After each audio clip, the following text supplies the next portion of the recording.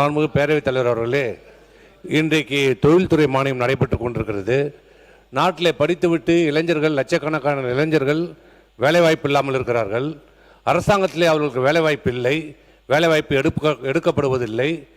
வேலைவாய்ப்பு வர வேண்டுமென்றால் தொழிற்சாலைகள் வர வேண்டும்.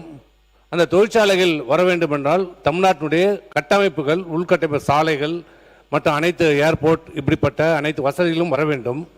ஆனால் ஆளுங்கட்சியாக இருக்கின்ற போது ஒரு நிலைப்பாடு, எதிர்கட்சியாக இருக்கின்ற போது ஒரு நிலைப்பாடு. நான் யாரையும் குற்றம் சாட்டல, ஒரு நிலைப்பாடு இந்த தமிழகத்தில் நடைபெற்று கொண்டிருக்கிறது.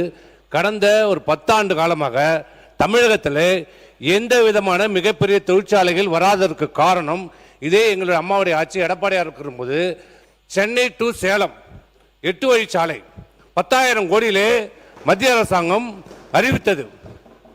மும்முரமாக இருந்தது. அந்த சாலையை கொண்டு வந்திருந்தால் மிகப்பெரிய தொழிற்சாலைகளில் முன்னேற்றத்திற்கு வழிவகுத்திருக்கும். ஆனால் இன்றைக்கு எதிர்கட்சியாக இருக்கிறவர்கள் அன்றைக்கு எதிர்கட்சியாக இருந்தபோது அது விவசாயிகள் பாதிக்கப்படுகிறார்கள், விவசாயிகள் பாதிக்கக்கூடாது, அந்த 8 வழிச்சாலை வரக்கூடாது என்று மிகப்பெரிய போராட்டம் நடத்தி அந்த 8 வழிச்சாலையை கைவிடப்பட்டது. இன்றைக்கு அவர்களே ஆளுங்கட்சியாக இருக்கின்ற போது அதே விவசாயிகளை பற்றி கவலைப்படாமல் பரந்தூர் விமான நிலையத்தை கொண்டு வந்திருக்கிறார்கள்.